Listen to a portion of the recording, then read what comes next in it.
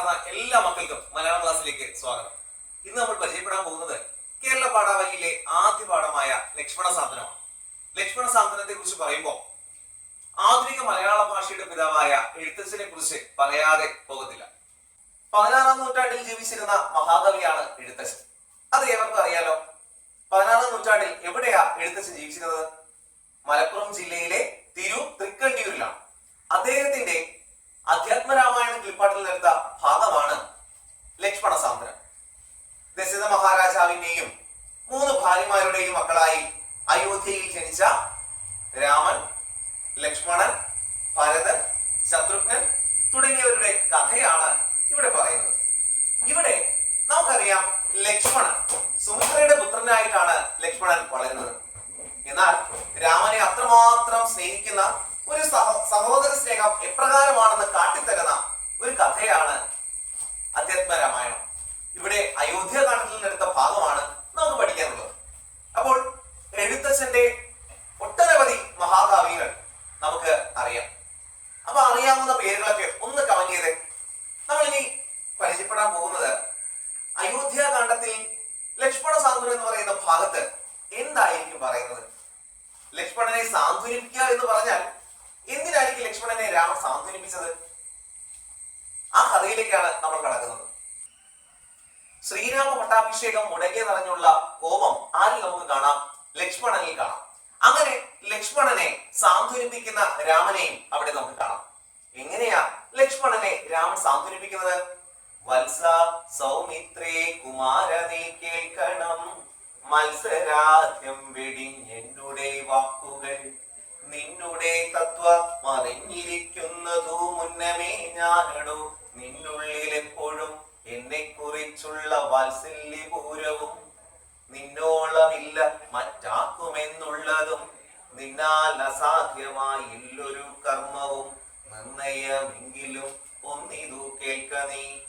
അവിടെ നമുക്ക് കാണാൻ കഴിയും. നോക്കിയേ, എങ്ങനെയാ ലക്ഷ്മണനെ ശ്രീരാമൻ സാന്ത്വനിപ്പിക്കുന്നത്? വത്സ സൗമിത്രേ കുമാര. വത്സ, സ്നേഹഭാവങ്ങൾ തുളുമ്പി നിൽക്കുന്ന വാക്കുകൾ നമുക്ക് അവിടെ കാണാം. വത്സ സൗമിത്രേ, സുമിത്രയുടെ പുത്ര. കുമാര, അല്ലേ കുമാര, സുമിത്രയുടെ പുത്ര. വത്സ, നീ എങ്ങനെ കേൾക്കണം? വത്സ സൗമിത്രേ കുമാര, നീ കേൾക്കണം, മത്സരാദ്യം വെടിഞ്ഞ് എന്നുടെ വാക്കുകൾ. എല്ലാ തരത്തിലുള്ള മത്സര ബുദ്ധികളും വെടിഞ്ഞു വേണം നീ എന്റെ വാക്കുകൾ ശ്രവിക്കാൻ. അങ്ങനെ മത്സരഭാവങ്ങൾ ഇല്ലാതെ നീ എന്റെ വാക്കുകൾ എന്ത് ചെയ്യണം? കേൾക്കണം, ശ്രവിക്കണം. പിന്നെയോ, നിന്നുടെ തത്വം അറിഞ്ഞിരിക്കുന്നത് മുന്നമേ ഞാനടോ. അതായത് ലക്ഷ്മണ, നിന്നെ കുറിച്ചുള്ള പരമാർത്ഥങ്ങൾ ഞാൻ മുമ്പ് തന്നെ അറിഞ്ഞിട്ടുണ്ട്. അപ്പൊ നിന്റെ സമസ്തവും അറിയുന്നവനാണ് ഞാൻ എന്ന് രാമൻ ഇവിടെ ബോധിപ്പിക്കണം. അതോടൊപ്പം നോക്ക്, എന്നെ കുറിച്ചുള്ള വാത്സല്യപൂരവും നിന്നോളമില്ല മറ്റാക്കും എന്നുള്ളതും. അപ്പം എന്നെ കുറിച്ച് നിന്റെ ചിന്തകൾ എത്രമാത്രം വലുതാണെന്ന് ഞാൻ തിരിച്ചറിയുന്നു. അതോടൊപ്പം തന്നെ എന്നോടുള്ള സ്നേഹം മറ്റാരേക്കാളും നിന്നിലാണ് കൂടുതലെന്നും ഞാൻ തിരിച്ചറിയുകയാണ്.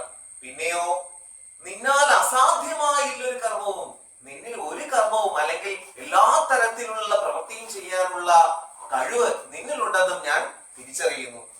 അടുത്ത പറയാൻ നോക്കിയേ, ദൃശ്യമായുള്ള ഒരു രാജദേഹാദിയും വിശ്വവും നിശേഷ ധാന്യധനാദിയും യുക്തം അതല്ലായെങ്കിൽ എന്തതിനാൽ ഫലം. അപ്പൊ നോക്ക്, ദൃശ്യമായുള്ള ഒരു രാജദേഹാദിയും വിശ്വവും നിശേഷ ധാന്യധനാദിയും സത്യമെന്നാകിലേ തൽപ്രയാസം തവ യുക്തം അതല്ലായെങ്കിൽ എന്തതിനാൽ ഫലം. അതായത് ദൃശ്യമായുള്ള കാണാൻ കഴിയുന്ന ഈ രാജ്യവും ശരീരവും ദേഹവും ധനധാന്യങ്ങളും സമ്പത്തും ഭക്ഷണവും ഒക്കെ തന്നെ എന്നും നിലനിൽക്കുന്ന ഒന്നാണോ? അല്ല. ഇതെല്ലാം നശിച്ചു പോകുന്ന അസ്ഥിരമായ ഒന്നിനെ കുറിച്ചാണ് നീ പിടിവാശി കാട്ടുന്നത്. അപ്പോ അതുപോലെയല്ലേ ഈ രാജ്യവും. ഈ രാജ്യത്തിന്റെ അധിപനായി അല്ലെങ്കിൽ രാജാവായി മാറുക എന്നത് ഇത് നിലനിൽക്കുന്ന ഒരു രാജ്യത്തെ കുറിച്ചാണോ നീ ചിന്തിക്കുന്നത്? ഒരിക്കലുമല്ല. ഇതെല്ലാം, ഈ രാജ്യം പോലും രാജ്യാധികാരങ്ങൾ പോലും അസ്ഥിരമാണ്, നശ്വരമാണെന്ന് തിരിച്ചറിയുക ലക്ഷ്മണ എന്ന് രാമൻ ആരെ ബോധിപ്പിക്കുന്നു? ലക്ഷ്മണനെ ബോധിപ്പിക്കണം. പിന്നെ പറയാൻ നോക്കിയേ, ഭോഗങ്ങളെല്ലാം ക്ഷണപ്രഭാചഞ്ചലം വേഗേന നഷ്ടമായുസ്സുമോർക്ക നീ, വഗ്നി സന്തപ്ത ലോകസ്താംബുബിന്ദുന സന്നിഭം മർത്യജന്മം ക്ഷണഭംഗുരം.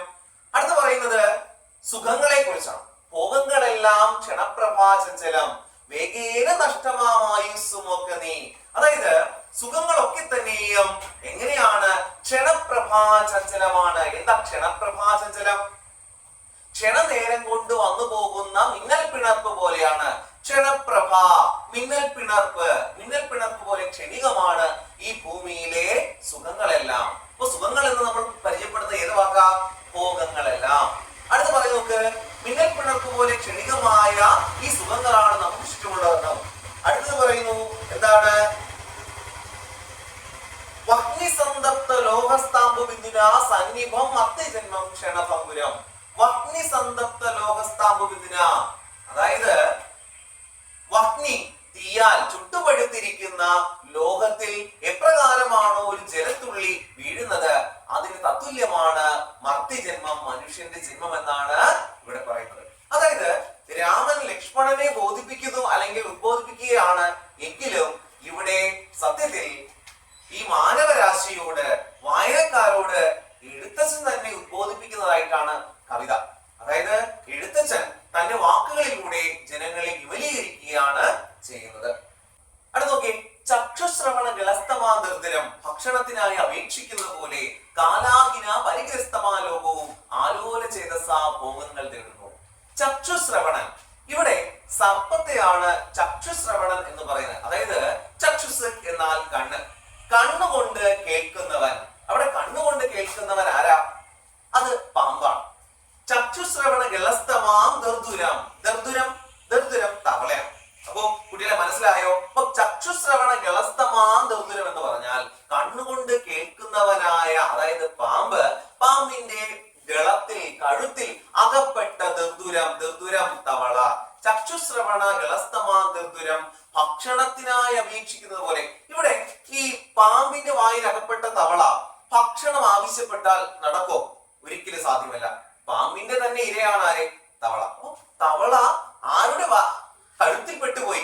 വായ്ക്ക് അകത്ത് പെട്ടുപോയി പാമ്പിന്റെ. അപ്പൊ പാമ്പിന്റെ ഇരയായി മാറിയ തവള ഭക്ഷണത്തിനു വേണ്ടി ആഗ്രഹിക്കുന്നത് പോലെയാണ് കാലാഹിന പരിഗ്രസ്തമാ ലോകവും ആലോല ചേതസ ഭോഗങ്ങൾ തേടുന്നു.